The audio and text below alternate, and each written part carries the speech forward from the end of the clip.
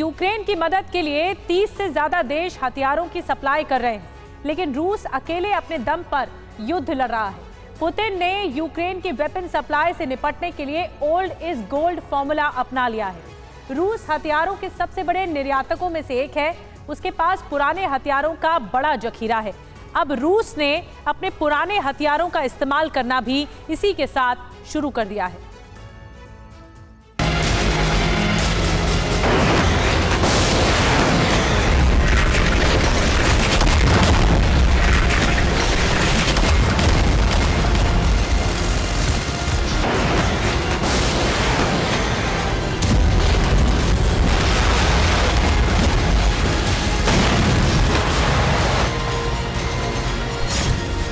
Putin ने 360 degree बदल दी युद्ध की रणनीति।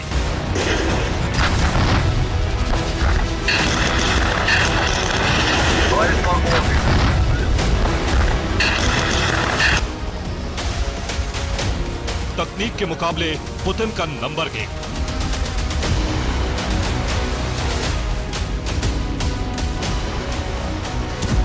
अब नहीं बचेंगे यूक्रेन को मिले लेपर्ड और चैलेंजर टैंक।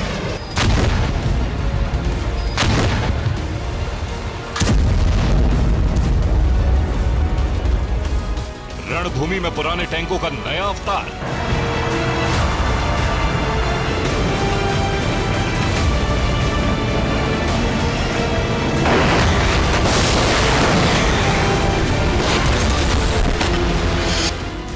बाखमुत अवदिव्का जैसी जंग में टैंकों की सबसे अहम भूमिका रही है। इस जंग में रूस ने बाजी जीती तो टैंक बटालियन और इन्फेंट्री की बदौलत। रूस के टैंकों का पराक्रम देखकर यूक्रेन को चैलेंजर और लेपर्ड टैंक दिए गए।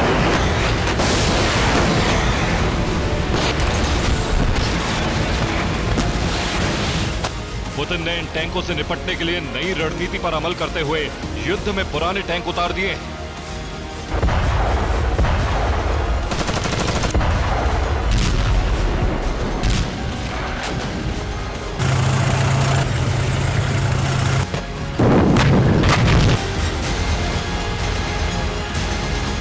ये है रूस के T-54s और T-55s। पुतिन ने इन पुराने टैंकों को युद्ध में उतार दिया है।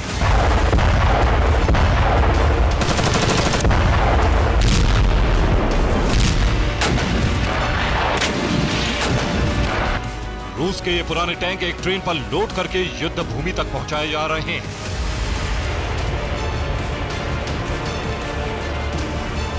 इस ट्रेन पर ये पुराने टैंक लादे गए हैं, जिसका वीडियो रूस से लीक हुआ है।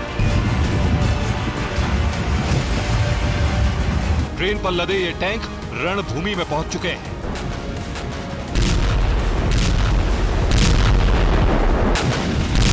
अब रूस के इन पुराने टैंकों को यूक्रेन के नए टैंकों के सामने उतारा जा रहा है।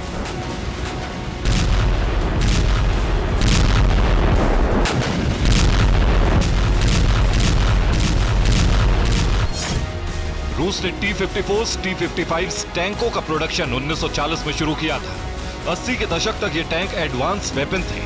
1980 में रूस ने इन टैंकों को रिटायर कर दिया। सवाल ये है कि आखिर रूस पुराने टैंक युद्ध में उतार क्यों रहा है? क्या पुराने टैंक लेपर्ड और चैलेंजर जैसे मॉडर्न और घातक टैंकों का सामना कर पाएंगे? 80 साल पुराने इन टैंकों को खास रणनीति के तहत युद्ध के मैदान में पहुंचाया गया है। रूस का प्लान है एडवांस तकनीक के सामने नंबर गेम से जीत हासिल करना।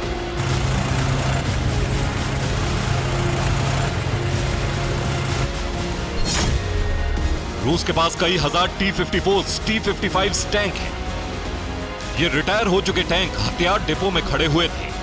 टैंक अभी भी जंग लड़ने की हालत में है। टैंकों में कुछ तकनीकी बदलाव कर इन्हें अपग्रेड किया गया है। एडवांस चैलेंजर और लेपर्ड टैंक के सामने पुराने टैंकों को उतारा गया है। यूक्रेन को ज्यादा बड़ी संख्या में एडवांस टैंक नहीं मिले हैं, यानी टैंकों की संख्या में रूस का पलड़ा भारी है। अगर पुराने टैंक तबाह भी होते हैं तो रूस को ज्यादा नुकसान नहीं होगा।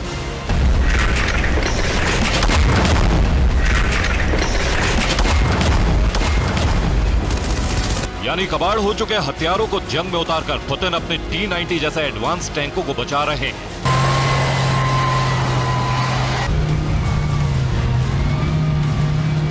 खबर यह भी है कि पुराने टैंकों को जीते हुए उन इलाकों में तैनात किया जाएगा जहां जंग नहीं हो रही है और कब्जे वाले क्षेत्रों की निगरानी करनी है।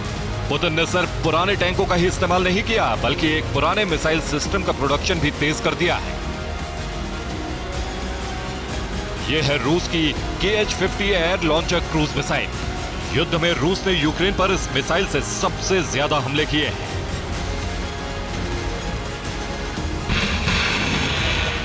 ये लॉन्ग रेंज क्रूज मिसाइल है। इससे यूक्रेन के किसी भी हिस्से पर हमला किया जा सकता है और अब इसका प्रोडक्शन भी खास रणनीति के तहत बढ़ाया गया है।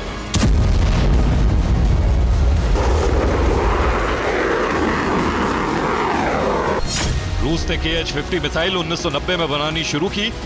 ये मिसाइल फाइटर जेट से लॉन्च की जाती है। क्रूज मिसाइल होने की वजह से इसको इंटरसेप्ट करना बहुत मुश्किल है। युद्ध में KH-50 के 90% से ज्यादा हमले सटीक और कामयाब रहे हैं। खास बात यह है कि इस मिसाइल के सभी कंपोनेंट रूस में बनते हैं, यानी विदेशों से चिप या कोई और पुर्जा आयात नहीं करना पड़ता।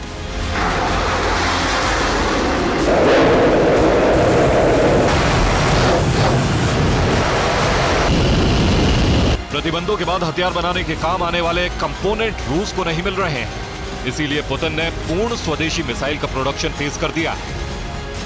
पुतिन के ये 2 पुराने और रिटायर हो चुके हथियार यूक्रेन युद्ध में बड़ा विध्वंस मचाने वाले हैं।